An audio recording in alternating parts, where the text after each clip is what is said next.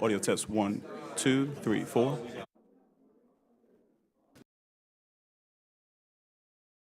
Test 1, 2, mic check, test 1, 2. HRS mic check, test 1, 2, 1, 2, check, check, check, check.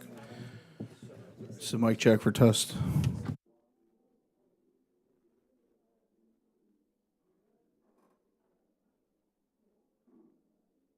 Mic check, HRS test, mic check for oversight and accountability. Government reform, testing, 1, 2, check, 1, 2, 1, 2.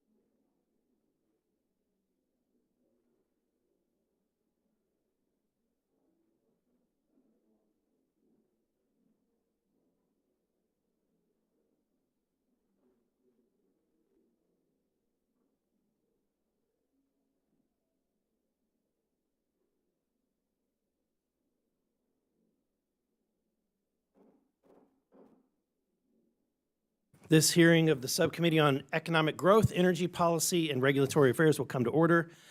Without objection, the chair may declare a recess at any time. I recognize myself for the purpose of making an opening statement.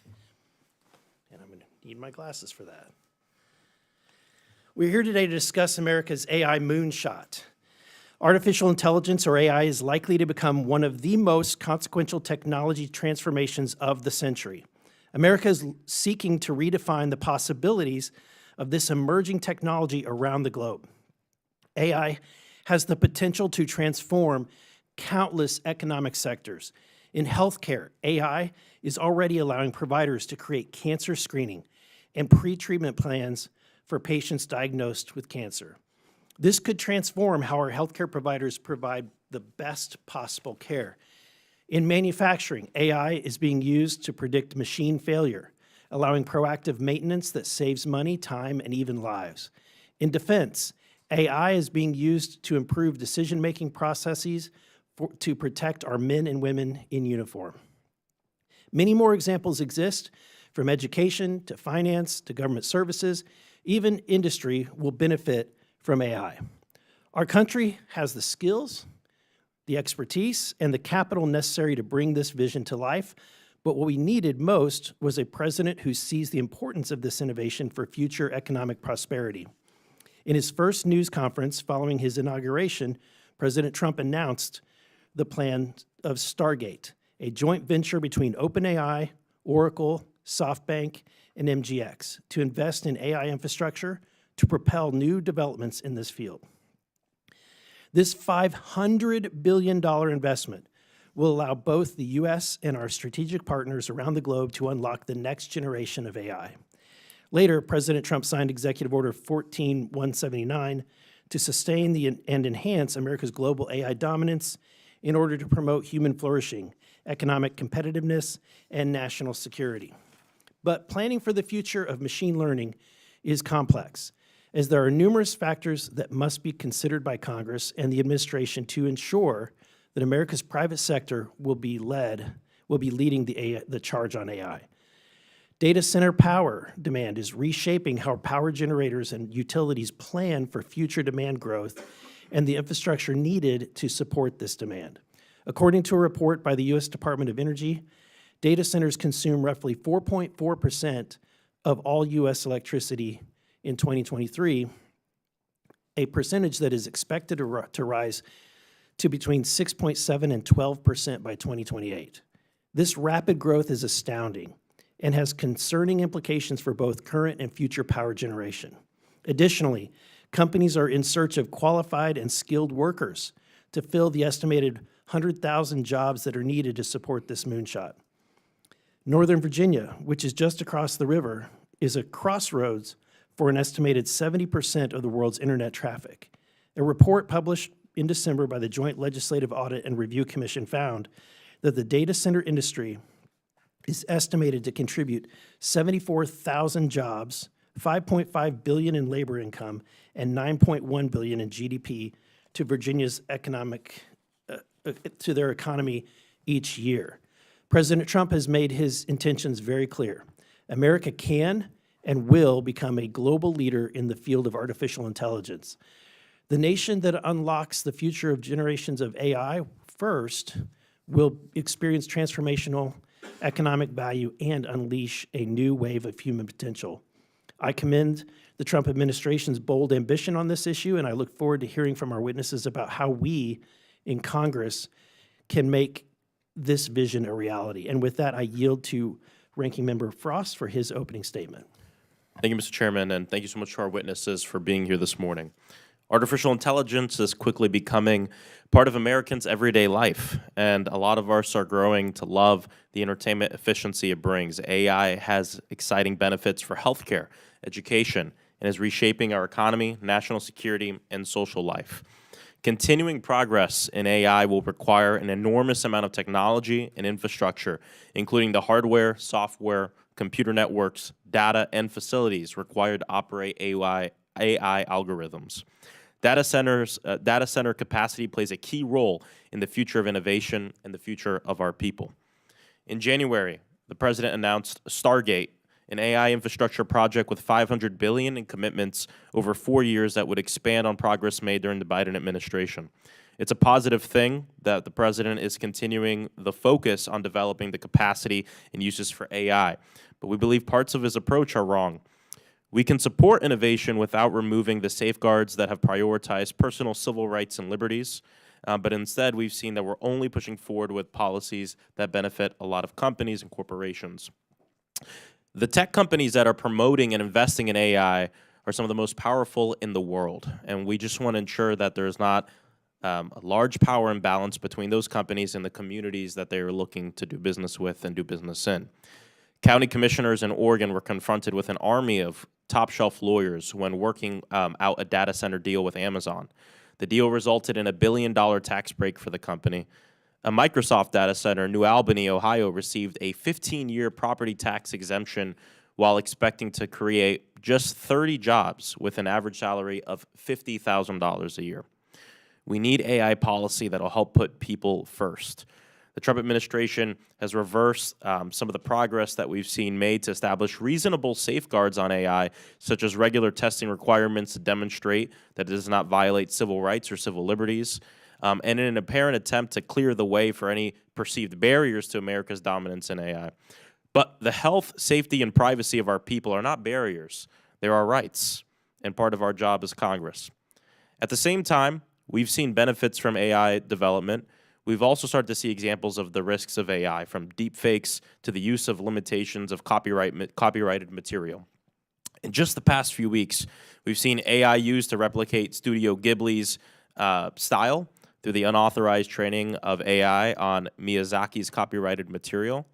H&M announced that they are going to start using quote-unquote AI twins in place of real models, and more than 420 actors, directors, and other creatives sent an open letter urging the government to uphold copyright laws to protect the arts, which is important to me as an artist. The GAO found that poorly designed AI systems used in the healthcare field can harm patients through misdiagnosis or bias, leading to questions of accuracy, security, privacy, and liability. We should also be concerned about AI's use when it comes down to national security, including the possible use of deepfakes on the battlefield, AI control of nuclear weapons, or autonomous weapons authorized to make decisions about lethal force. Relevant to our work on this subcommittee is the promotion of reasonable AI safeguards to address environmental concerns. AI is powered by data centers that use an astonishing amount of electricity. The carbon footprint of data centers is already greater than the entire commercial airline industry, and their power usage will more than double over the next 5 years. A single data center's campus can consume a gigawatt of electricity, an amount of electricity that could power 2 Pittsburghs. This electricity demand can overwhelm a city's grid and raise utility bills. Data centers have massive diesel backup generators that are regularly test run, expelling black fumes of toxic smoke over entire neighborhoods and increasing output from nearby fossil fuel power plants. In the 4 years between 2019 and 2023, researchers from Caltech estimate AI data centers cost people tens of billions of dollars in healthcare costs and resulted in more than 1,000 premature deaths. Each data center also consumes millions of gallons of water every day for their cooling systems, because humidity can be harmful to data centers' hardware, and they are often sited in states where water is already scarce. It's a matter of at the same time, it is a matter of national security that we maintain our global AI edge, and that edge has already led to innovations in fields like medicine, energy, and transit that are improving people's lives and the lives of Americans. Many will put this false dichotomy up, that you have to choose an either-or approach. I reject that. But as we enthusiastically pursue AI innovation, Congress must look out for working families and pass and strengthen responsible safeguards. Thank you, and I yield back. Thank you. Without objection, Representative Fedorchak of North Dakota and Representative Subramaniam of Virginia are waived onto the subcommittee for the purpose of questioning the witnesses at today's hearing.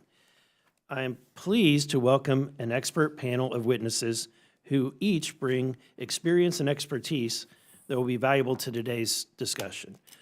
I'd first like to welcome Neil Chilson, the head of AI policy at the Abundance Institute. Neil previously served as acting chief technologist at the Federal Trade Commission and brings a breadth of expertise in the field of artificial intelligence policy. Thank you, Neil. Welcome. Next, we have Josh Levy, the president of the Data Center Coalition, an association representing the owners and operators of the digital infrastructure used to support the modern economy, including cloud computing and artificial intelligence. Thank you. Welcome, Mr. Levy. Next, we have Mark Mills, the executive director of the National Center for Energy Analytics, a national energy think tank. Mark has a robust background in energy policy and experience as an experimental physicist and development engineer in microprocessors and fiber optics. Welcome, Mr. Mills. And lastly, we have Tyson Slocum, who is the energy program director at Public Citizen, Tyson is also a faculty member at the University of Maryland Honors College, where he teaches energy and climate policy. Welcome, Mr. Slocum. I thank each of you for being here today, and I look forward to your testimony. Pursuant to Committee Rule 9G, the witnesses, we request that you please stand and raise your right hand.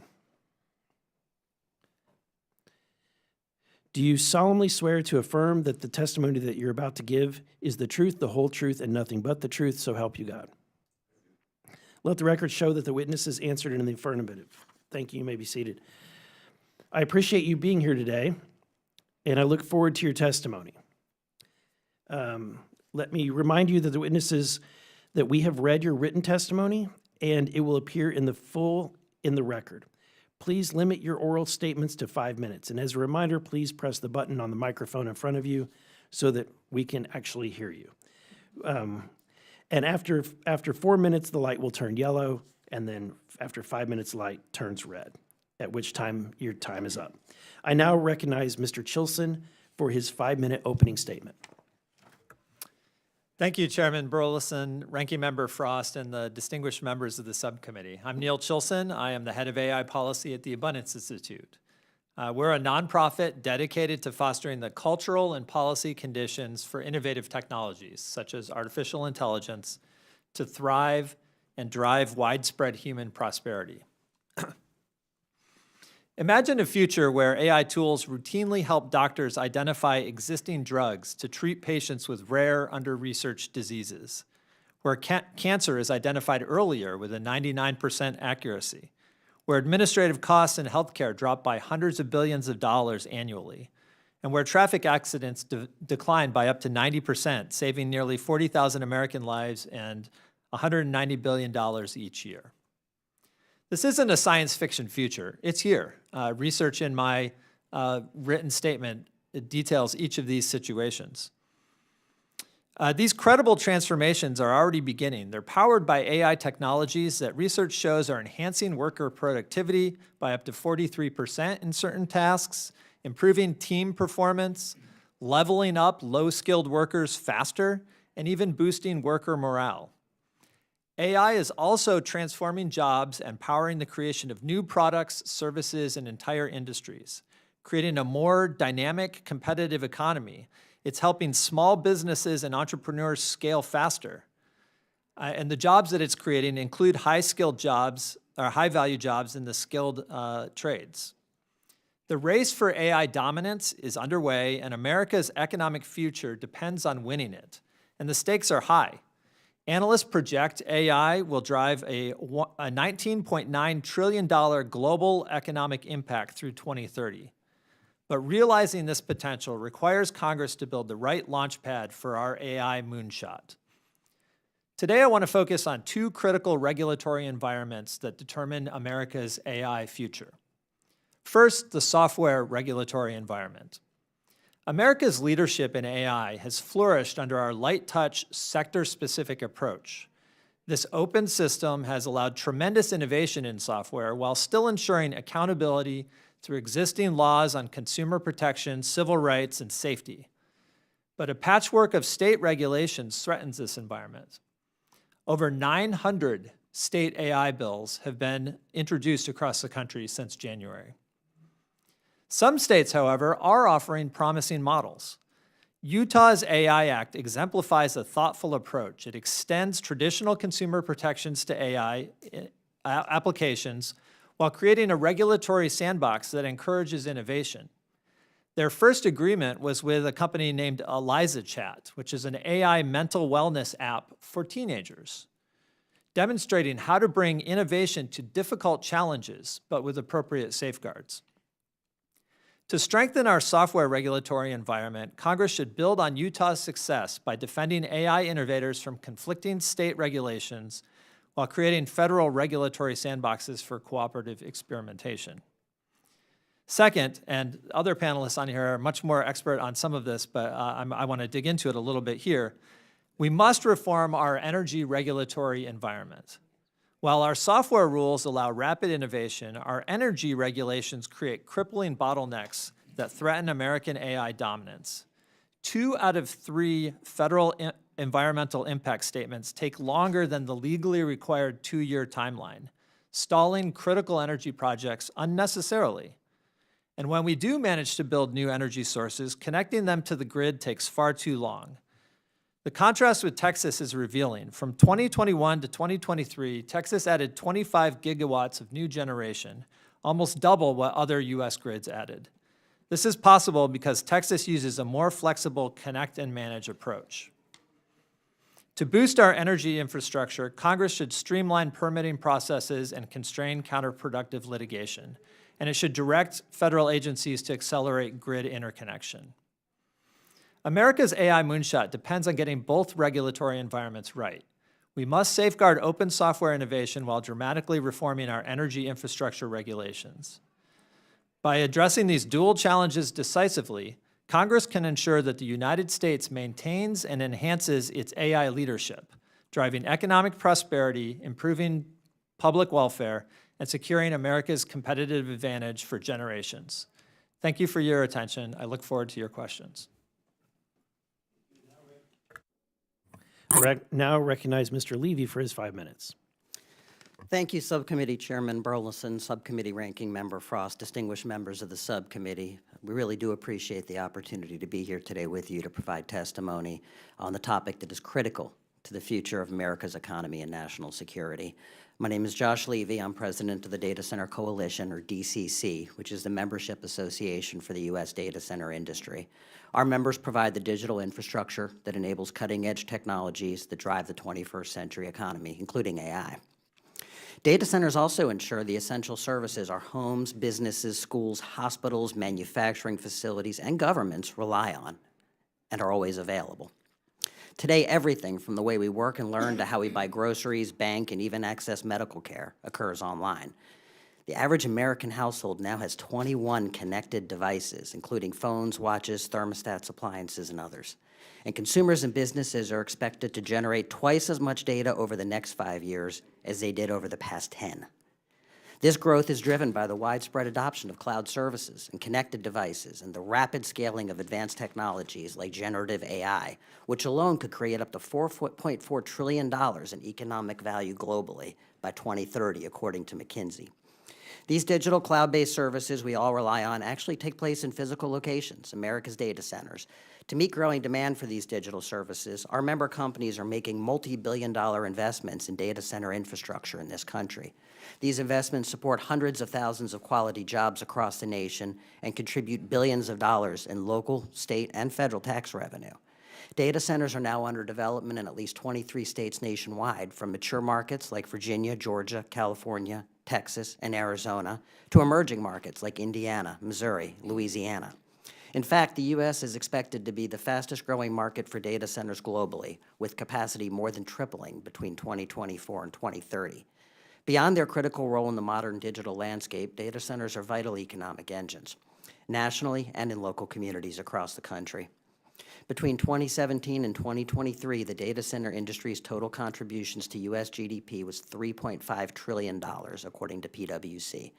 In 2023, the data center industry directly employed more than 600,000 workers in the United States and in total supported 4.7 million jobs. The sector contributed $163 billion in federal, state, and local taxes in 2023, which provides consistent funding for important community priorities like public safety, transportation, education. And reports indicate the industry is planning investments in the U.S. of many hundreds of billions of dollars based on 2025 announcements alone. The exponential growth of the data center industry has been a catalyst for broader economic development, supporting ecosystems of suppliers, manufacturers, service providers.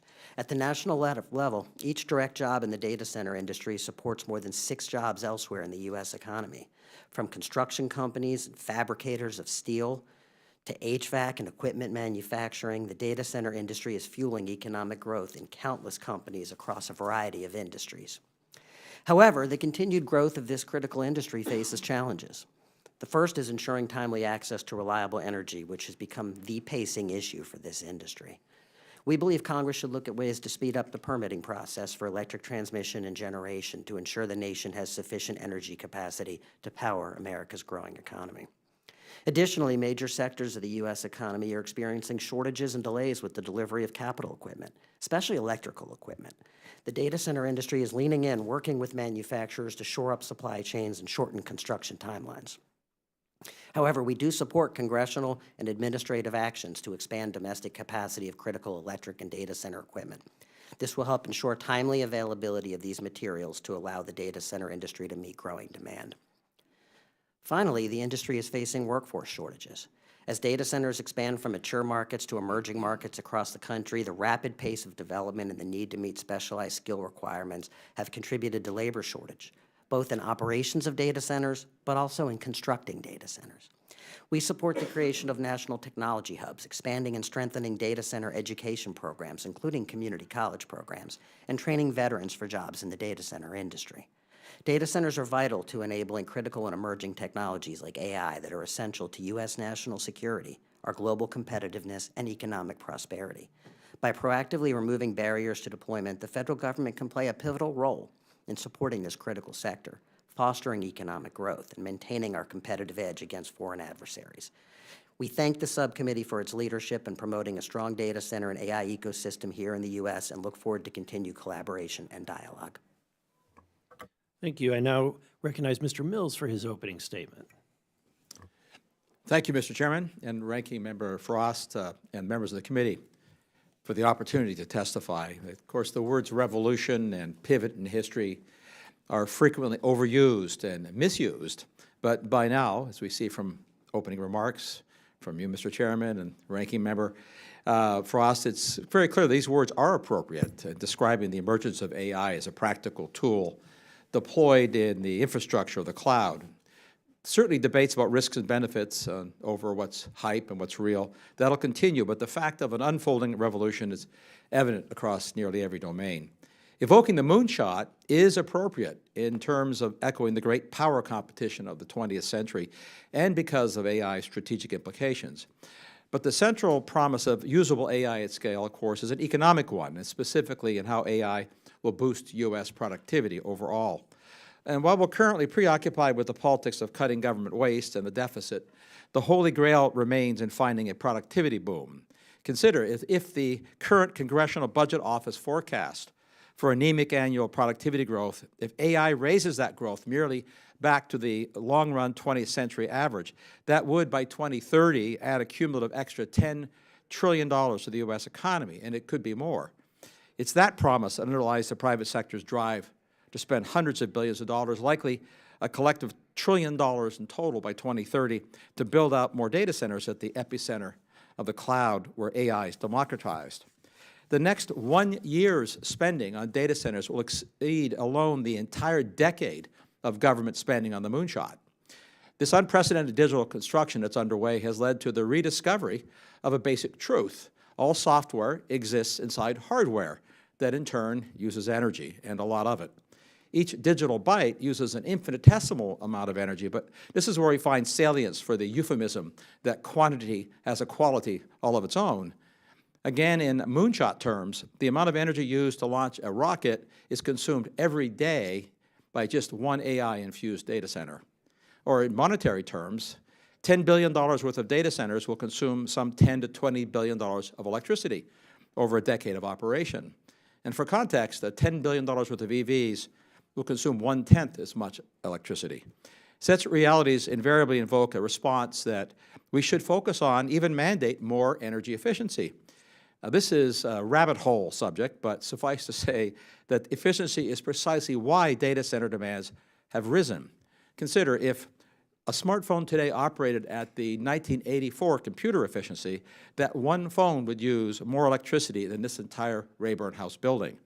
Instead, efficiency gains have led to billions of phones and thousands of data centers. This is, of course, the oft-noted so-called Jevons paradox, which I note for the record Jevons knew in the 19th century wasn't a paradox, but a reality. Credible forecasts see within a half-decade or so new data centers needing somewhere between 70 gigawatts and 130 gigawatts more power capacity built than planners originally thought only a couple years ago. This is the equivalent of adding the generating capacity equal to the entire state of California in a half dozen years. Thus, the key question is, will there be enough power to fuel the velocity of the cloud's expansion to stay at the forefront of this revolution? Reality and arithmetic show that the needed power won't come from squeezing more out of existing assets, or even stopping coal plant retirements, or utility-scale wind and solar, nor from building new nuclear plants. All that will help, but it won't be enough and soon enough. Most of the new power will come from natural gas combustion turbines and engines. Those can be, and in fact, they are being built rapidly. That implies the need, of course, for a lot more natural gas. One might be tempted here to invoke the politically charged drill, baby, drill, but politics aside, history does show that the wells and the pipelines can be deployed fast enough at the scales needed. Now, this is where the moonshot metaphor fails. The Apollo program had the government spending taxpayers' money to put a dozen men on the moon. But ensuring we achieve liftoff for AI productivity will come from private capital rapidly deployed to build the needed power systems for those digital infrastructures. The government's role here, you won't be surprised to hear me say, to ensure that U.S. industries can win this great powers race should start with asking the private sector players to identify the regulatory and policy-centric impediments to rapid deployment at the scales needed. And then, of course, removing or resolving the impediments, not eliminating rules and regulations, but accelerating, rationalizing. This will be a great motivation to restore that long-standing effort. And this could, in fact, be the real moonshot challenge in all this. Thank you. Thank you. I now recognize Mr. Slocum for his opening statement. Thank you, Mr. Chairman, Mr. Ranking Member, members of the committee. I'm Tyson Slocum. I direct the energy program with Public Citizen here in Washington, D.C. America today has more data center capacity than any other nation. While some are issuing panicked projections about massive new infrastructure needs to power future data centers, I urge the committee to exercise restraint. While America's power needs are indeed growing, driven by building and transportation electrification and data center development, allowing hype and hysteria to drive long-term capital-intensive infrastructure investments will lead to stranded assets that may threaten taxpayers and ratepayers with unnecessary costs. Forecasters consistently overestimate electricity demand, in part because they emphasize static load growth over efficiency gains. We all remember in the early 2000s, in the wake of the Telecommunications Act of 1996 and other initiatives, analysts projected surging electricity demand with the internet and everyone having computers. It never materialized. Instead, for the next 2 decades, America experienced flat energy demand. Although data center energy use is increasing, energy use per computation has decreased by 20% every year since 2010. There are ample opportunities to require or encourage data centers developing Gen AI to pursue demand management programs to limit the need for expensive new energy generation infrastructure. I'm concerned that President Trump's impending use of emergency powers to usurp state and local laws, forcing taxpayers and ratepayers to cover the costs of hastily implemented energy infrastructure, use of Federal Power Act Section 202C authority to force ratepayers to subsidize inefficient power plants, or taxpayers footing the bill for Defense Production Act giveaways to do the same, is unwarranted and requires congressional oversight. Federal energy regulators also appear to currently lack adequate authorities to ensure data center loads don't disrupt power markets. In my recent challenge to data center giant Blackstone's efforts to buy $1 billion gas plant right near Dulles Airport here in Virginia, I noted that Blackstone failed to disclose to FERC that it also controls most of the data center load in that region. Blackstone's lawyers then argued to FERC that FERC has no current authority to assess an applicant's control over data centers. And then last summer, FERC was caught off guard when 30% of Virginia's data centers suddenly went offline, with a resulting surge in electricity nearly causing a blackout. It's clear that regulators need additional authorities, and this is where congressional oversight could help. I'm concerned that President Trump's prioritization of exporting American natural gas to Berlin and Beijing disadvantages domestic needs for the fuel. America is already the world's largest LNG exporter, but Trump seeks to authorize additional exports that will result in America exporting up to 40% of our domestically produced gas. LNG exports are already exposing American families to higher energy burdens, as gas prices at Henry Hub have doubled since November 2024.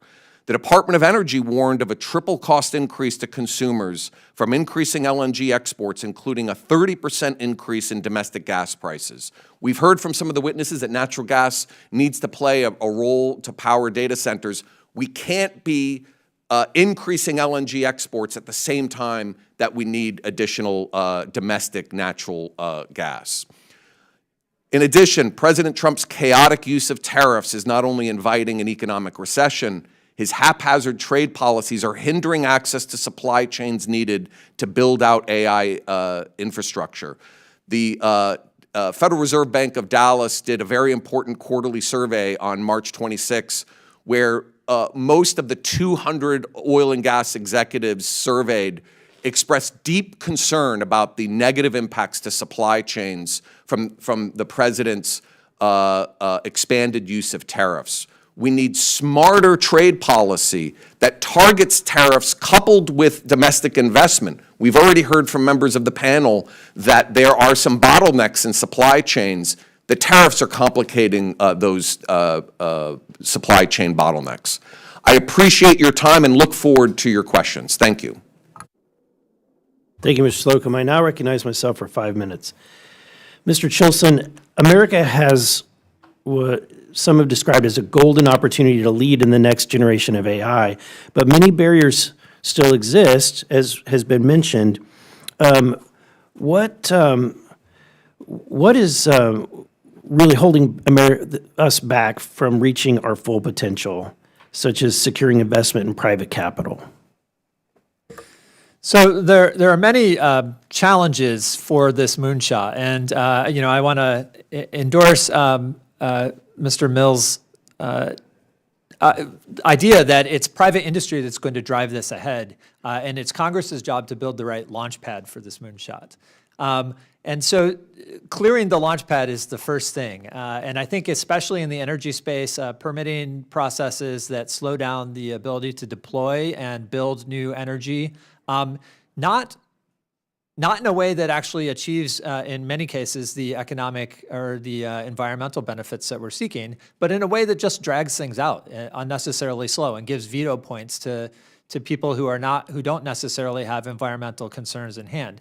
But the other big challenge, I think, in this space is a transformation that we're seeing largely at the state level about how we consider software and how we regulate software. And so software traditionally has been regulated not directly, but indirectly in the uses in which it's put. So, for example, we have regulation on medical devices, which often incorporate software.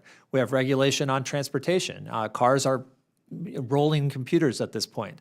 And so when we regulate at the use rather than at the general computation level or the general software development level, we get closer to the harm, we get closer to the goals of regulation, and we avoid really unintended consequences. And so states are rolling out these big picture regulatory schemes for software. I think that's a real challenge, and I think it's something that Congress needs to step in on. Thank you. My other question has to do with the fact that there's been a lot of fear, a lot of concern or worry about what the potential outcomes might be. But to me, I see the potential for how our economy is going to pivot and grow, and the tremendous opportunities that we will receive. Why do you think Americans should be more excited about the prospects and the job opportunities that AI might bring than be fearful? Well, I think why is artificial intelligence important? It's because intelligence is important, and the ability to deploy new powerful computation to some of the most challenging problems that we have as humans. The healthcare space is an amazing example of this. I just saw this morning there is a new paper in Nature that is giving a woman who has not been able to speak for years. She's fully paralyzed. It can scan her brain, and she can speak by thinking the words in her head. And she can speak at 90 words per minute, which is, slightly slower than I'm speaking, but not that much, right? And that's really impressive. That is the type of medical benefit that's direct. Outside of that, the economic benefits from efficiency, my written testimony goes into them much more. Trillions of dollars of potential benefit in this space. Thank you. Mr. Levy, how do we begin to implement, actually, let me ask this question. You described that we have different, that once we unlock this technology, that we have some real life examples of services that are stopping us from doing so. How do data centers support, or what kind of real world examples of regulations and things that are hindering you from your data centers from moving forward? Thank you, Mr. Chair. I appreciate the question, and I would tell you that we are seeing a lot of barriers that are holding us back from moving forward as quickly as we can to meet these demand signals. Clearly, energy permitting is one, and the asynchronous timelines around which data centers can be constructed and potentially operated, but then be energized is very much a challenge. We could put a data center facility from groundbreaking to commissioning 18 months to 2 years.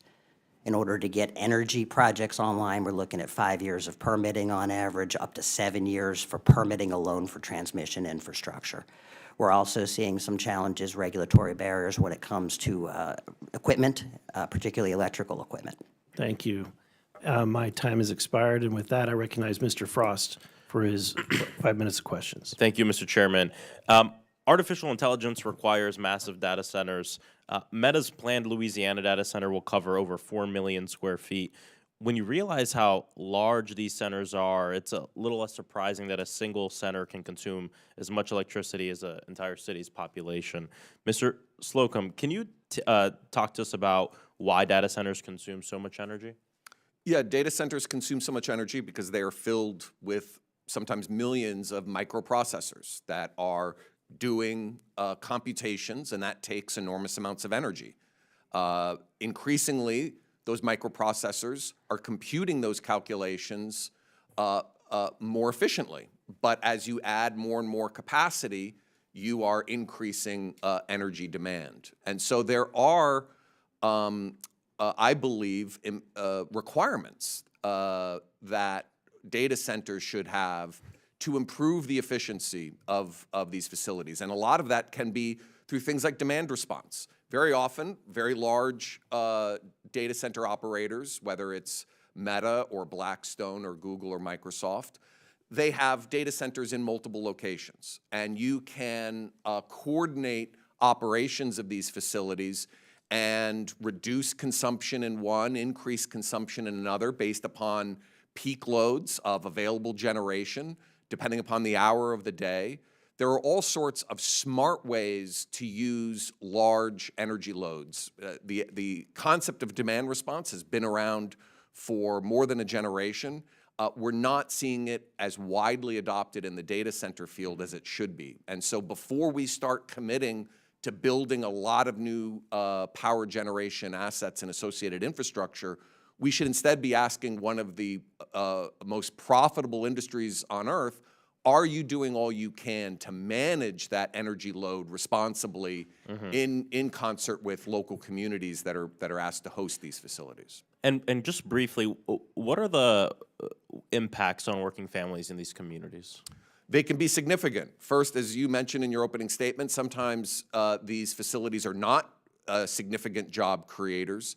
They are often negotiate deals with disadvantaged local governments that are out-lawyered and outgunned to give away lots of tax breaks that compromise local districts' ability to fund basic government operations like infrastructure and schools and so forth. But you also have discrete environmental issues. As you noted in your opening statement, these facilities come with massive arrays of on-site diesel generators. And so those generators kick on, sometimes during regular testing, sometimes because of issues with the regional power market. Those diesel generators are not clean burning facilities. It's like parking rows of 18-wheeler trucks in front of your house and turning them on all at once. There's also noise pollution associated with these facilities. They're not always the best neighbor. Yeah, yeah. Thank you. I appreciate it.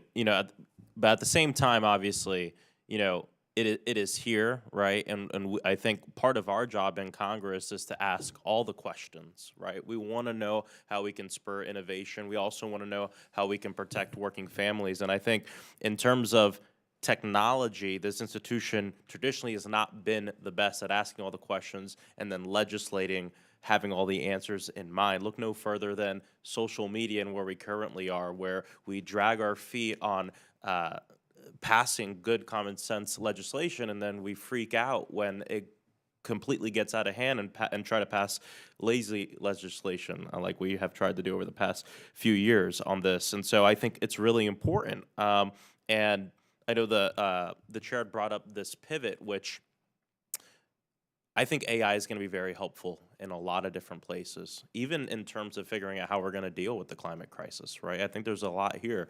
However, when we talk about the pivot, there's a lot of people worried about it, including people like my aunt who spent a long time as a customer service representative, right? When we talk about manufacturing line workers, when we talk about the American worker, our job is not to ask the questions of just one set of people, but of all people, especially the working American. And I'd love to see us think a little bit more about this holistically as well. Just really quick, I have like no time left, but I'm just curious.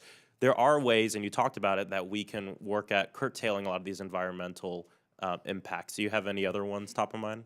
Yep, I think trying to make sure that you have zero emission, clean energy resources, wind, solar, coupled with on-site battery storage would be a very sustainable way that isn't going to be disrupting the local community, not adding to climate destruction, and providing reliable, affordable energy for these centers. Yeah, and I think this is a place where we can talk more about it. We've had meetings on this too, talking about permitting reform, especially as it relates to moving forward with clean energy. So thank you. I yield back.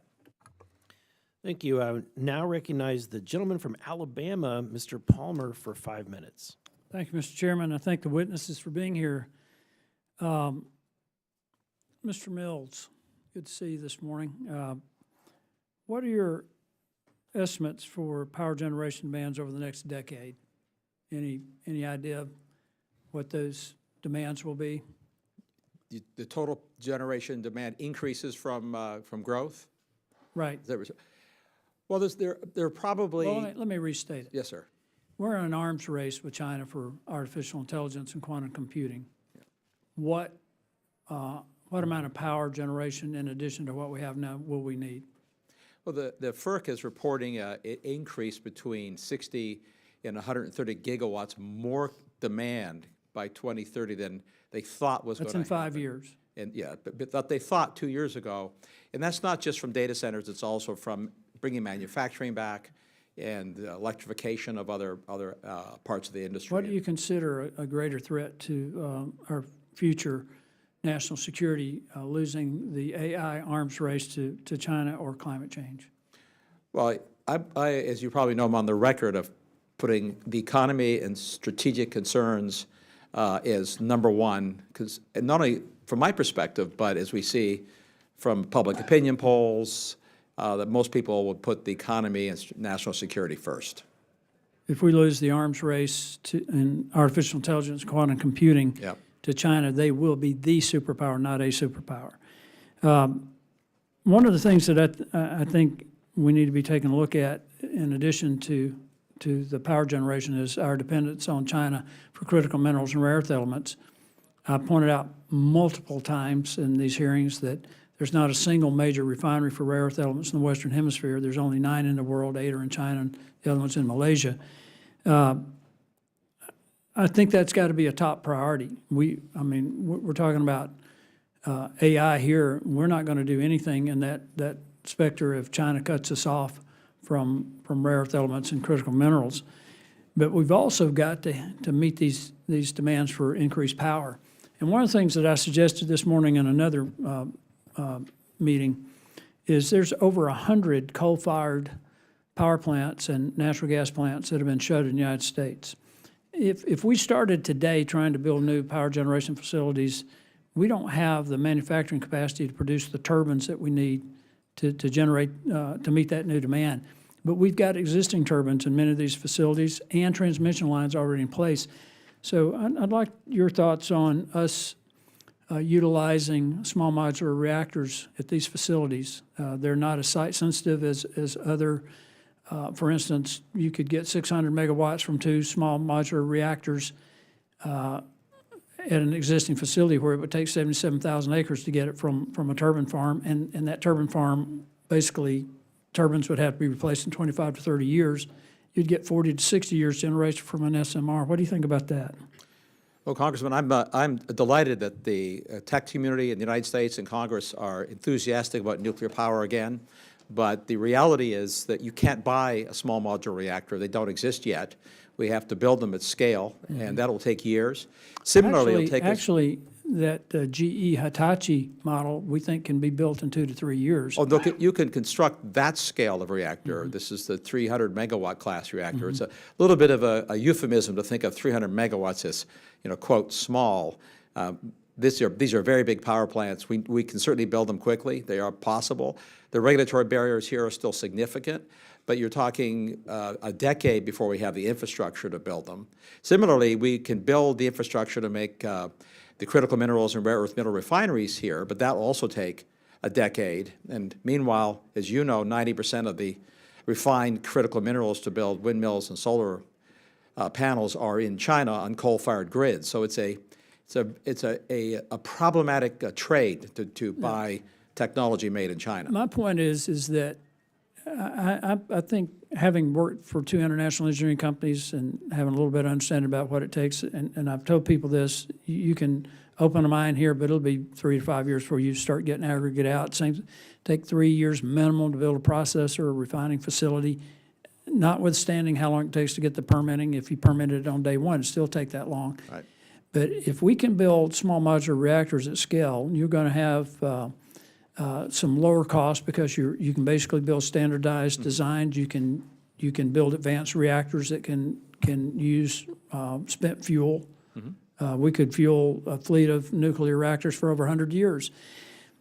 If you, though, use them at these shuttered hydrocarbon plants, natural gas and coal, wouldn't it be interesting that China's building coal-fired plants to power their AI expansion, that we could then use nuclear on shuttered hydrocarbon plants with no emissions to power ours? And I honestly believe that this is something that ought to be a top priority for this administration, a top priority for this Congress, to get these SMRs in place and get them in these places where we already have the turbines and already have the transmission lines.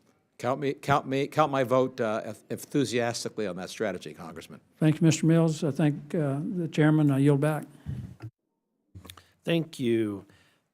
I now recognize Mr. Subramanian from Virginia for 5 minutes of questions. Thank you, Mr. Chair. I appreciate some of the discussion today, and I think I understand it that data storage is more important than ever as we have AI and blockchain becoming more prevalent and accessible. But I want to tell you a cautionary tale about my community. My district is home to more data centers than any other district in the country. In fact, if my district were a country, it had more data centers than almost every other country in the world. And if you look at this, 10 data centers usually use more power than all of DC. And we have more than 200. And with another 100 planned. And many years ago, when these data centers were approved, they seemed like a great idea at the time. Talk about lower property taxes and revenue for the counties. But our community is paying the price now, and we're a cautionary tale for the rest of the country. The power needed for these data centers is creating a huge problem for a community. We have power lines right now in Ashburn and Leesburg and all over Loudoun County. Leesburg, Lovettsville, Fauquier, Rappahannock counties are facing similar proposals of building transmission lines or data centers that are, quite frankly, invasive and not great for the communities. And we are paying the price now for many of these data centers. And in the next 5 years alone, data centers could increase customers' bills by up to $276 a year. And people's utility bills may double in the next 7 to 10 years just to power data centers. And the environmental impact is real as well. These green spaces are disappearing, pollution is rising, and water supplies are being stretched thin. It's making reaching our clean energy goals in Virginia nearly impossible. We set those in place. And even historic places like Manassas Battlefield are under threat as well. And it's also a security risk. Putting all the nation's data centers in one place is a huge problem. You just look at the Ukraine war, right? When Russia failed to hack Ukraine's telecom networks, what did they target? They targeted the data centers. And so Northern Virginia is becoming more of a target than Washington, D.C. itself. And that's why we have a lot of people in our community standing up and fighting back. The Digital Gateway in Prince William County, for instance, was blocked from moving forward by passionate citizens standing up for the health of their communities, and equally passionate citizens are fighting proposals in Fauquier counties, Rappahannock counties, and other parts of Loudoun. And there was one local high school student that started a petition about a power line going through Ashburn. She said, our county is meant to be a place where families can thrive, where kids can be happy and healthy, and where our communities can grow, not an industrial zone filled with data centers and high voltage power lines. So what I'm asking today is let's be smart about how we're deploying data storage as AI and blockchain becomes the norm. And I'm calling for a national strategic plan on how we deploy more data storage that takes into account the impact on communities. It needs to be thoughtful. We need to be thoughtful about how we handle the unintended consequences on communities, like how it will affect costs and people's utility bills, how will it impact our environment, and how do we ensure that the security of these data centers is sufficient. We need to be thoughtful about data centers and data storage and their long-term impacts. And one can support an innovation, but it doesn't have to come at the cost of our community. So I yield back. Thank you, Mr. Chair. Would you yield to me, Mr. Subramanian? Yes. I'm just curious, Mr. Slocum, on what he was just talking about in terms of the rising costs for families at home. Are there any solutions that folks have been talking about in terms of this? Absolutely. And in my written testimony, I cite to some excellent research by the Harvard Law Electricity Policy Institute, which documents all of these problematic deals between electric utilities and the data centers, where the utilities and the data centers sort of have a shared objective here in terms of the utilities want to build more rate base that they can charge to consumers, and the data centers want to get access to the utilities infrastructure that's paid for by ratepayers and not the shareholders of the big tech companies. And so when you're asking working families to pay higher electric rates so that more infrastructure can be built to serve billionaire-controlled tech companies, that's a problem, and that's an equity issue. In my written testimony, I acknowledge that AI plays a central role in our economy for a number of different important deployments. But the reality is that the infrastructure has to be done in concert with ratepayers and with local residents. And right now we're seeing big tech companies with their expensive lawyers strong-arming communities. And it's not just in liberal democratic areas, it's in red states, it's in conservative areas. And so what we need to see is a balance. And I'm always concerned when in Washington, D.C., everyone says we need permitting reform, right? What permitting reform means is trampling over the rights, the constitutional rights of our communities. We have to have a balance that respects the Constitution and respects communities' ability to live the way that they want to, and not have big tech data centers dominate the discussion.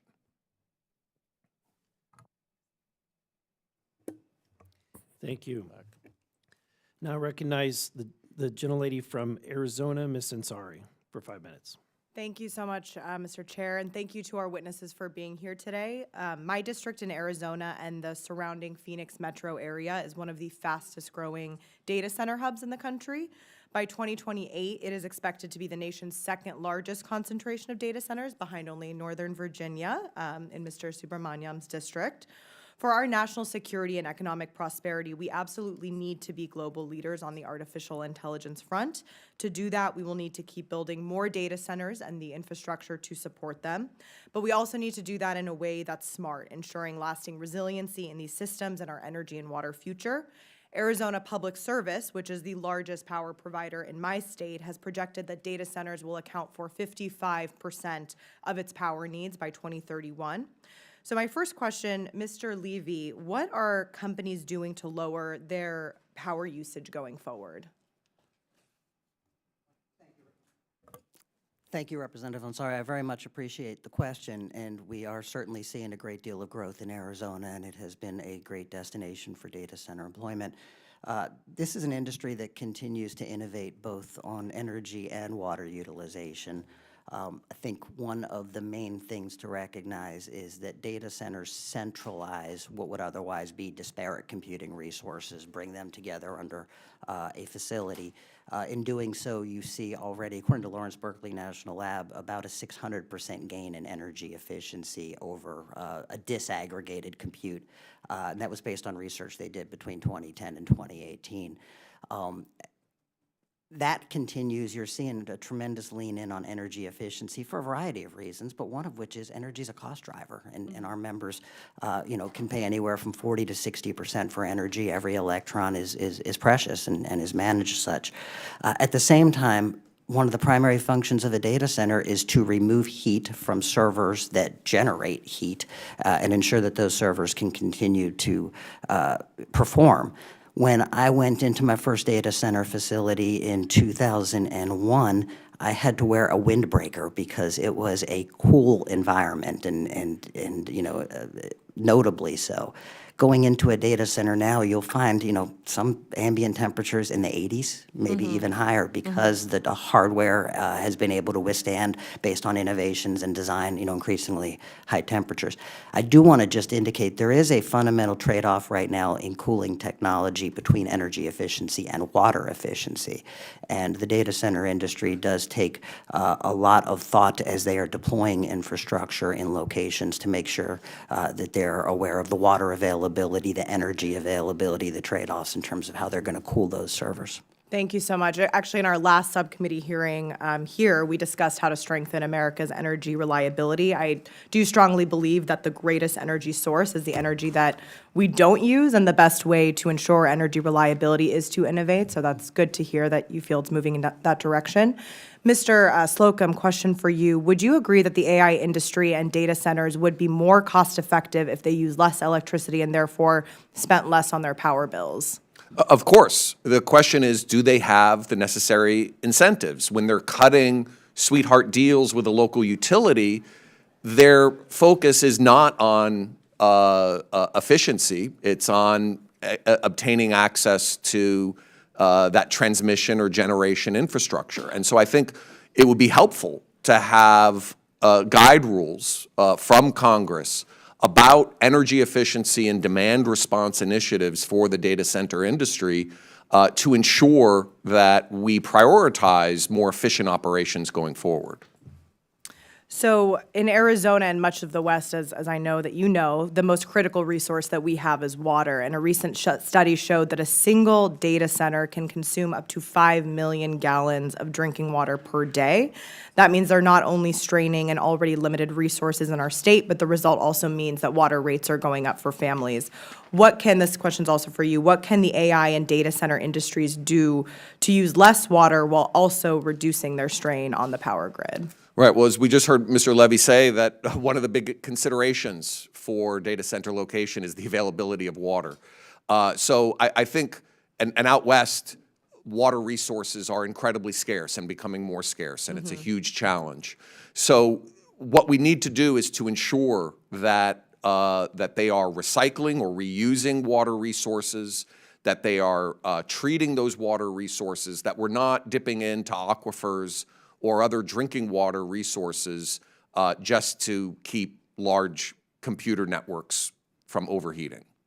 Thank you. And I'll wrap by saying, I'm not anti-AI or anti-data center, but if we really do want to dominate this industry as a country, we need it to be future-proofed. We need to be innovating in the goals to make less energy and water intensive if we really want it to be sustainable. And I don't just mean sustainable in the climate sense, but sustainable as profitable and a continuously advancing industry. So thank you so much. I did want to ask for unanimous consent to enter the following articles into the records, if that's okay, Mr. Chair. What are the names of the articles? First, a 2024 article from Business Insider titled "Google's Water Use is Soaring. AI is Only Going to Make It Worse." 2023 article. Without objection. Go ahead. Thank you. 2023 article from the Washington Post titled "A New Front in the Water Wars, Your Internet Use." Without objection.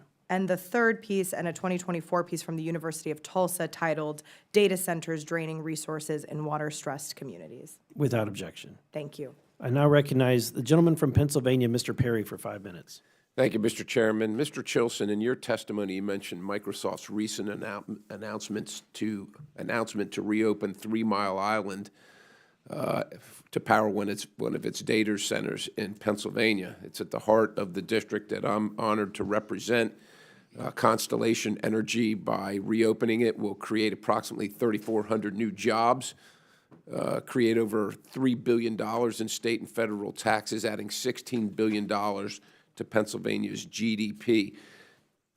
Can you, I mean, Constellation obviously owns 3 Mile Island, but Microsoft could have said, well, we want the most efficient. I know we were just talking about efficiency for data centers, and that data center operators don't want, or maybe don't care. That's the inference. They don't care about the efficiency of the power they get. So why didn't Microsoft come to Pennsylvania, to the PJM, and say, well, look, we need this much power. We want you to build this much solar, or we want you to add this much wind, or this much renewable? Why did they pick 3 Mile Island? I think they're looking at the trade-offs and the cost to energy there, and getting more energy from a facility that has a proven ability to generate it, and I think the ability to mobilize it quickly. This is a race, not just in a highly competitive race among companies in the U.S., but obviously internationally. And so getting this done quickly, I think, is really important, and I think they saw the opportunity to jump on this particular supply. Do you know the efficiency rating of nuclear power, particularly 3 Mile Island? Is it 95% efficient, 97% when it was operating previously? Do you? I don't know offhand. I suspect there are some other people on this panel who might be able to tell you that. It's in the high 90s, right? And it's base load power, right? And it's not dependent on the sun shining or the wind blowing. Do data centers, should they be concerned about baseload power that is reliable and consistent 24 hours a day, 365 days a year? Absolutely. They run some of the most important services. They support some of the most important services that we all use all the time, and so they need to be up and running all the time. Mr. Mills, you seem interested in answering, and you can go where you want to with this. We've got a little bit of time left, but we're looking at, and as Mr. Chilson said, at a race, and a race often with our adversary, and as they describe us, the enemy, which is China. What can we learn as the United States from an energy perspective from China in winning this race? Well, that's speed matters, I guess, would be the short answer. That the Chinese are very good at building nuclear plants in 4 years, new ones. Well, hold on a second. China also provides 85, somewhere in that percentage, of solar panels and solar panel-related battery. Correct, yes, sir. Why aren't they, if they provide that and they're so good at that, why aren't they using those things to meet their Paris Climate Accord requirements and to show the world that this works for winning this race? Why aren't they doing that? Well, I think, not to be a cynic, they are doing that, of course. They're building everything, but they're also building coal plants at a furious pace as well. And they produce over 95% of the silicon needed for photovoltaic cells in the world on coal-fired grids. About 2/3 of their grid is coal-fired, as you know. And the location of the energy-intensive manufacturing of polysilicon to make photovoltaic cells is on the coal-intense part of the grid. So China recognizes that power is fundamental, that getting it quickly and inexpensively matters. I'm not endorsing China's environmental policies, however, because and neither am I. I think we can thread the needle in between the two. I was pleased to hear that you're from the district that I visited on March 28th, 1979. Not to date myself. I lived there at that time. We may have bumped into each other. Still do. I spent the week of the accident at the site and spent the next half dozen years of my life defending the virtues of nuclear energy, unsuccessfully, obviously, since we abandoned it largely. But Well, think it's that- coming back. It is. Awesome news. I think the refurbishment of TMI is a very good sign because it's possible to bring that back online. There's only maybe a half dozen reactors like that. But if I may answer the question, why did Microsoft choose that? It chose that because you can quickly get an enormous amount of highly reliable power. And of course, Microsoft likes the fact that it's non-combustion power. Highly reliable, highly efficient, highly affordable, right? Yes, sir, on all the above. But they didn't ask for, you can put up a lot of solar panels quickly too, right? Yeah, I think you're going to be fair, I think you're going to see both. So if you look at what's going on in Louisiana with the large new Meta facility, it's 3 gigawatts, like three or four 3 Mile Islands worth of power requirements. And they're going to build windmills, solar arrays, and almost 3 gigawatts Would they of be gas. doing that without federal and state subsidies for the non-traditional power sources? I am skeptical that they would, but I think Me too. I think, given the amount of money these companies have, I share Mr. Slocum's view that these are very deep-pocketed organizations. I think they would still, this is my suspicion, I'm all for getting rid of all the subsidies. I'm on record frequently before Congress on this. I think that they would still build a lot of solar and wind, but a lot less of it than they are now doing. I yield. Thank you. I now recognize the gentleman from Louisiana, Mr. Higgins. Thank you, Mr. Chairman. Mr. Mills, can you clarify for America what is the consumption of energy that we're talking about here as Americans try to grasp? What's the difference between a data center requirement and what kind of energy does AI draw? Why is that different from a business or a home? Will you explain what we're talking about regarding the needs for the consumption of energy from our, clearly it has to come from our existing grid, or the grid that we envision modernizing in the near future if we're to participate in this global competition to lead the emergence of AI and data technology. So could you clarify for America about how much energy is required for this? Well, it has surprised a lot of people, Mr. Congressman, as you know. It's the computer age began, I was part of the beginning of the computer age as a young man designing and manufacturing microprocessors, and very few people thought about computers in city-size power consumption terms at that time. There were a handful of forecasters who expected that to happen. I'll say again, it happened because we made computing so efficient.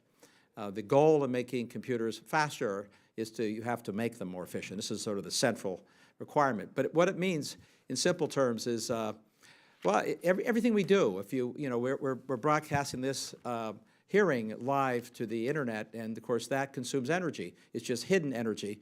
And it consumes roughly as much as the people that are watching it, each person. Their energy share of watching this hearing online is roughly equal to if they took a bus ride 10 or 20 miles. But may I ask if I can interject while the gentleman's explaining? Americans are watching something else if they're not watching this. That's true. And the lights are on in this place, Correct. whether anyone's in this room or not. It's all using And energy. the energy, the cameras are plugged in. So Yes. regarding data centers, there's a failure to grasp. It took me a while to grasp, and I'm asking you to clarify for America, why do the envision data centers and AI technology, why is the consumption of energy so massive? Because the quantity of information processed is even more massive. So a single data center now typically uses more power than a steel mill. We are building them by the hundreds, and we're not building hundreds of steel mills, although it would be nice if we built a few dozen.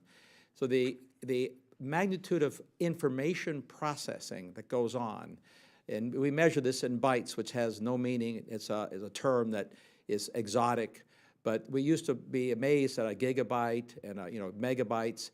These are measured in numbers that are literally astronomical. The quantity of data being processed and will be processed to do everything that we've heard from our witnesses, my colleagues, it will keep expanding, whether it's medical care or entertainment. Okay, so our existing grid cannot, if we were to win the race, we don't have the grid to carry the victory, do we? Correct. That's correct, sir. That's right. So modernization of the grid across the country would you say that's a paramount consideration? Modernization of the grid and the opportunity for private players to produce power that doesn't have to be on grid. Yes, sir, both. Roger that. Okay, it was brought up earlier regarding the need for fresh water for cooling. Can you comment on that from an energy perspective? Cooling is the challenge. These are very hot processors. The surface of each chip is hotter than the surface of the sun. It's a crazy number. It's hard to cool them. It takes a lot of water. I think what you'll see increasingly is data centers sited where there aren't water challenges and there are not transmission challenges, but because commonly some of the least expensive energy sources are where you also have some of the least water. that's a challenge. That's correct. Is that correct? That is correct. So these are serious challenges. In my remaining half a minute, Mr. Levi, would you please address the supply chains? We have concerns regarding materials and components necessary for us to engage in this competition that we intend to win.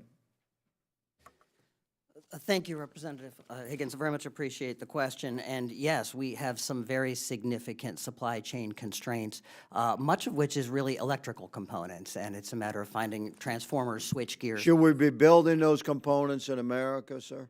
We should. And as an industry, we're leaning into supply chain to try and source as much here as we can. Yes, sir. Roger that. Thank you, sir. Mr. Chairman, my time has expired. I yield. Thank you. I now recognize the gentlelady from North Dakota, Mrs. Fedorchak. Thank you, Mr. Chairman, and thank you for the opportunity to sit in on your committee today. I'm a member from North Dakota, a new member, and I am on the Energy and Commerce Committee, but am very interested in this issue, particularly the powering of America's AI industry. I spent 12 years as a utility regulator, most recently was president of the National Association of Utility Regulators. So I'm very familiar with a lot of the issues regarding our energy markets, the signals we're sending to our energy markets, the massive increase in demand that we're talking about here. When I look back on the 12 years as a regulator in my state, and we served during a time of energy boom, so we saw demand increase. It was still like 3%.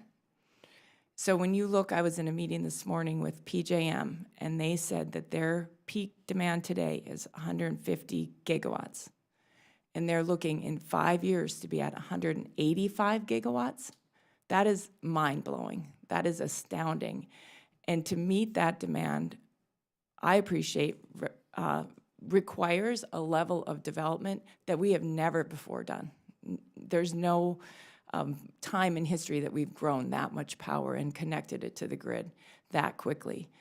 So with that, I have just a couple questions for you experts, and I invite you to participate. We've got a working group my office has led on AI and energy. We want to try to get some solutions and a policy framework for solutions to bring to the table on this very issue.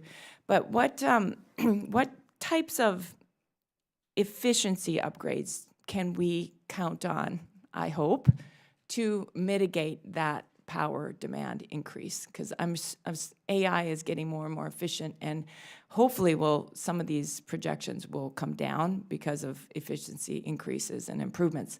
So for any of you, I invite you all to comment on that. Maybe with you, Mr. Mills, you want to start? Yeah, the efficiency, the rate of improvement in energy efficiency of compute in GPUs is faster than the vaunted Moore's Law efficiency gains. And the rate of efficiency gains in the cloud are even faster yet, because efficiency gains in the transmission of information and the memory systems, all the associated, are going extremely fast. What's happening is that the demand for the product, software, is growing even faster, because what efficiency gains do in computing is it makes the computing cheaper, easier, faster, which for quite a long time is going to overtake all of the ostensible efficiency gains. I think the principal solution will come from, and I will say I endorse a blend of what Mr. Slocum has said and what a lot of other people are saying, to your point, that we can't build that much capacity that quickly. It looks like we can't for a whole set of supply chain reasons. So we're going to have to figure out how to meet the demand for the services while moderating the incredible demand for power. I think one of the solutions will be increased use of where the utility industry was 100 years ago, which is loads this big, which are industrial class loads. They're purely in the sort of refinery, steel mill. We'll increasingly see on-site generation, independent generation, and even co-generation. Co in the sense of not heat and power, but peak shaving for the grid without costing consumers money. Every utility I talk to, every utility CEO does not want to raise the costs of their electricity for their consumers to serve industrial load. This has been a difficult challenge. For sure. Thank you. Thank you, Mr. Representative. Go ahead, were you finished? Sorry. Do I have another minute? Yes, Thank you. sorry. Mr. Leva? I appreciate the question, Yes, Representative if you Fedorchak. And, can. I would just add that data centers are highly efficient facilities, but they also enable energy savings and efficiencies economy-wide. I talked earlier about just, the changes in the last 15 years walking into a data center, the ambient temperature inside. Servers generate heat. Early days you had to wear a windbreaker going into a data center because it was that cool. Right. Now, ambient temperatures have increased substantially. You can go into data centers that are 80 degrees or higher, and that's part of the energy efficiency gains that we've got within the data centers if we're looking at cooling. But I also think it's important to recognize the role of data centers in enabling energy efficiency for others, whether you think about sure. smart thermostats, whether you think about GETs and dynamic line monitoring, or any number of technologies that are utilized by consumers, that are utilized by businesses, utilized by government. All of those rely on the digital infrastructure that data centers are providing. And I think there's not only substantial recognition within the data centers, but certainly economy-wide of the efficiencies gained. Thank you. I'm out of time, but I will say North Dakota has cool air and we're flaring gas. So come there, use that gas and generate power. Thank you. Appreciate it. I yield back. Thank you. I now recognize the gentlelady from Colorado, Mrs. Bobert, for five minutes. Thank you, Mr. Chairman. Mr. Chilson, AI's rise, it really offers a dual lifeline, coal as a power bridge and AI as a transition engine. Do you believe that they're both crucial to keeping rural communities from collapsing? I do. I'm more of an expert on the AI side, so I'll address that. I do think that we are seeing that intelligence in the form of connected from here, but to big data centers is a benefit across the economic spectrum, and that everybody can benefit from this. We've seen some good research that shows that, in fact, AI tools help benefit actually people who are newer or less capable in certain types of jobs to really level up their skills quickly, and they're sort of diminishing returns at the top end. And so there's been some good research on this. So I do think that across the economy, we will see huge benefits to this technology, including in rural areas that maybe have not historically received the benefits of high technology. Awesome, thank you. And Mr. Mills, you stated that AI data centers will require the equivalent of adding an entire state's worth of power generation just in the next few years alone. I believe that that's true. And if so, how can anyone seriously argue that wind and solar are going to be enough for all of this? Well, people do seriously argue that, Congresswoman, of course, and it's not that it's technically impossible to build enough wind and solar and batteries. It's these things, engineers can do a lot of things if you give them enough money. The issues are really how much We've money. given them a lot already. I haven't seen That's true. Yes, I haven't seen it produce anything. It's really a velocity question and location question. I think what you'll find, and we're already seeing this, you're seeing some plans for blended, like as I mentioned, Louisiana, where you're blending solar and gas turbines. And what you'll find is you can reduce the number of gas turbines have and the amount of gas you're consuming by using enough of them, plus wind and solar. And that's going to keep happening because the absolute quantity demand is so great that I think the industry is going to chase everything they possibly can. It's not that they're totally price insensitive, but they're, and this is my opinion, they don't, but they're close to price insensitive in a sense. The product is so important and the velocity is so important that they'll pay a premium, including, I suspect, that the utilities have much more negotiating power than they realize. And some of the utilities, I think, have recognized that they can negotiate construction arrangements and business arrangements that don't impact consumers, increase rates. Right, and I would think that we see such a blended form of energy right now because there were so many subsidies.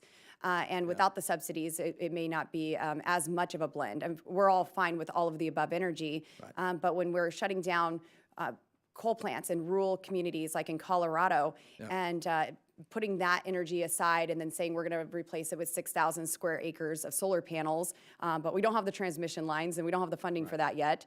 And when this is so crucial with AI's rise, I think it's imperative that we have that reliable source and stop demonizing fossil fuels.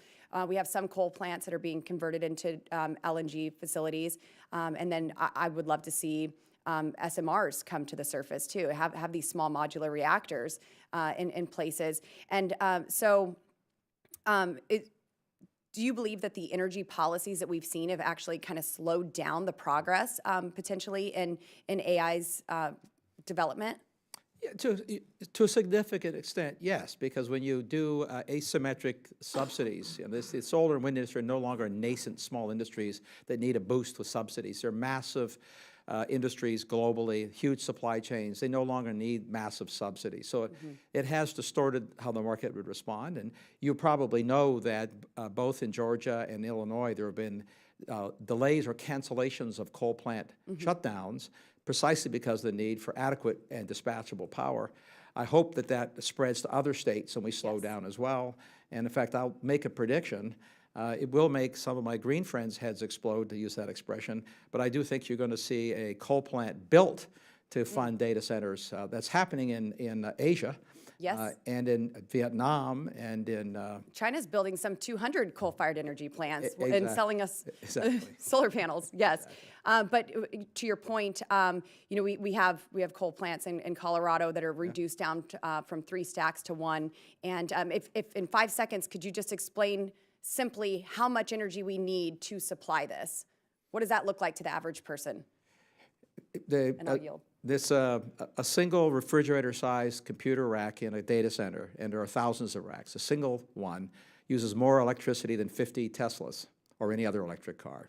So it gives you a sense when you build millions of those, you're adding the equivalent of hundreds million new EVs to the road in a couple of years. Yes, and just for the record, EVs don't have gas pedals, they have coal pedals. Thank you. Thank you. And with that, I now yield to Ranking Member Frost for closing remarks. Thank you, Mr. Chairman. Thank you so much to the witnesses for being here today. There's no doubt we can credit AI for exciting advancements, including in the field of healthcare, education, and much more. Congress's job must be to support those advancements, but also couple them with responsible safeguard policies. Being on Science and Technology Committee, I know the importance of maintaining a competitive technological edge against our adversaries in AI and other technologies like quantum computing, chip manufacturing, and space exploration. At the same time, we can't let our fear of our foreign adversaries turn into a scorched earth AI policy that can do real harm to the health and pocketbook and autonomy of people here at home. We heard a little bit about that from a few of the members here today.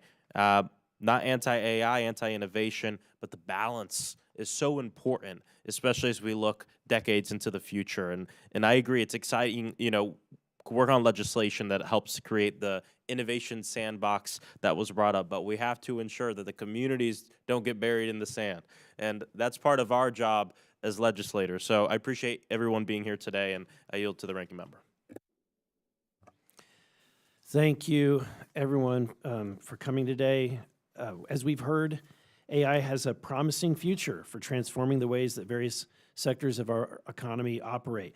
But for this future to be realized, there are very real challenges that Congress and the administration should consider. Workforce challenges highlight the need for improved training and education in the fields that are necessary to support this transition. I can think not too far. I was graduating college during the dot-com boom. And when people thought of programmers, they thought of people that use punch cards and machine learning language. It completely changed the industry and ushered in an entire new generation of software engineers like myself. The processes for increasing energy infrastructure required for the operation of power-intensive AI uses are greatly in need of reform, particularly as it relates to permitting and regulatory barriers. A recent report by the Competitive Enterprise Institute titled Powering Intelligence, Meeting AI's Energy Needs in a Changing Electricity Landscape highlighted many of these reforms, and I'm asking unanimous consent to enter this into the record. Without objection, so ordered. Finally, any consideration of regulation of the development and use of AI must account for the needs of innovation and competitive markets. One can only imagine the unlimited number of potential business ideas and ventures that might spring forward from very nuanced or niche or sometimes very impactful large-scale companies from this transformation. AI is creating more efficiency by greatly reducing the time needed to complete tasks that would take far longer to complete without this important tool. And while we are in a global race for leadership in this rapidly evolving field, American innovation has a very proven track record of leading the way when it comes to being innovative. And the Trump administration recognizes this incredible potential and the prosperity that it will create both within our borders and in the economies around the world. Achieving this moonshot will require action by both Congress and the administration to create an environment in which the tech innovators and the sectors supporting this industry can grow. I hope this conversation today has highlighted some of the many ways that Congress and the administration can take action to ensure that America can and will lead the world in AI for many generations to come. And with that, without objection, all members have 5 legislative days within which to submit materials and to submit additional written questions for the witnesses, which will be forwarded to the witnesses for their responses. If there are no further business, without objection, the subcommittee stands adjourned.